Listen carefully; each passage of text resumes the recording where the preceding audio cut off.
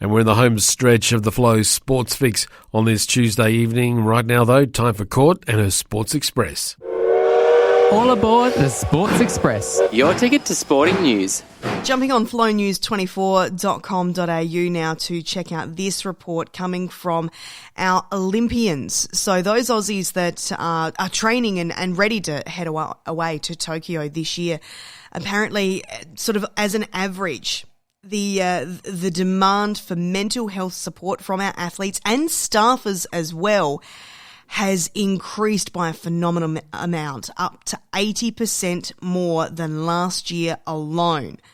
And the main, the main complaint, the main thing that they're struggling with is stress from COVID-19.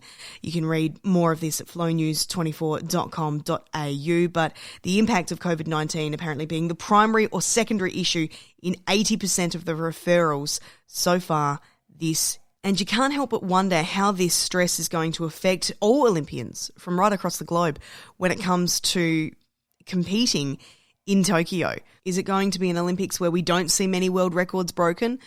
Is it going to be an Olympics where we see people, pull out or fail halfway through a competition because they simply can't go any further?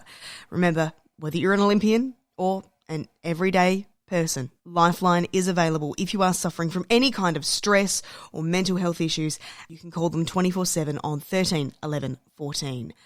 Moving on into IPL now, the Indian Premier League, and there's a stackload of Aussie cricketers that are bailing.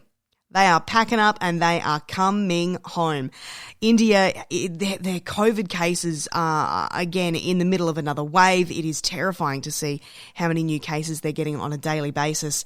And several Aussies have said, yep, that's kind of enough for me, even though they are protected within that cricket bubble, that IPL bubble. They're competing over there as part of the Indian Premier League's T20, and we're seeing quite a few like Andrew Tye, Kane Richardson, Adam Zampa. They've all chucked in the towel, and fair enough, and come on home. Of course, they will then have to do their mandatory 14-day hotel quarantine before they're able to go back home. And finally, another injury and another gruesome one. I was talking yesterday about how in UFC a man broke his leg, like it snapped. It makes me feel sick just thinking about it. But over in the NBA in Orlando, Devin Kennedy, he broke his ankle in a terrible way. There was 3 minutes left in the first quarter. He went up for the block, landed awkwardly, and he was down. You could tell it was a bad injury. There was blood on the court from his ankle, but luckily his teammate actually covered the injury with his basketball jersey, so the cameras didn't get a good look. You know that it would have to be bad if they've had to do that. Indeed, and very quick thinking by the teammate as well. Yeah, we don't need to see that on TV or even in the stadium or anywhere. Yeah, and certainly it was respecting the player and what has just happened as well. So good quick thinking. And Courtney will be back with her Sports Express tomorrow morning. She's on the Brekkie Flow between 6 and 9 right here on Flow. Make sure you listen out.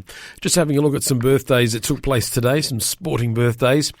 John Cahill, the former coach of Port Adelaide who joined the AFL competition back in 97, he's having his 81st birthday today as John Cahill was replaced at the end of the 1998 season by Mark Williams. He also coached Collingwood from 83 to 84. He's the father of Darren Cahill, the tennis player and coach, and he led Port Adelaide to 10 premierships in the SANFL. John Cahill, happy birthday today. Peter McIntyre, the Aussie cricketer, the right-arm leg spin bowler, not only represented Australia in Test cricket, but also played for Victoria and South Australia, retired back in 2002. And Peter McIntyre turning 55 today. Clarko, Alastair Clarkson, turning 53, the AFL coach and former player.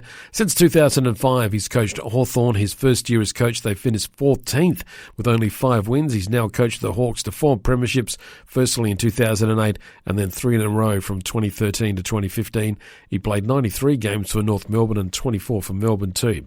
An Aussie tennis player, he causes us grief, but I'd love to see him win something huge. I really would. Nick Kyrgios turning 26 today. He's currently the 3rd highest ranked Aussie in the ATP rankings. He won the boys singles event at the 2013 Aussie Open and the boys doubles event at the 2013 Wimbledon Championships. His biggest achievements are reaching the quarterfinals of the 2014 Wimbledon Championships, defeating ATP-ranked number 1 Rafael Nadal, and then reaching the quarterfinals of the 2015 Aussie Open. Yeah, I think we'd all agree we'd love to see him win something big. He's got the talent. Just, if he can just switch on, he'd do it too. I really do believe that. And the football record, now called the AFL record, was first published in Victoria this day in 1912. That's just a few of the things that took place on this day, Tuesday, April the 27th.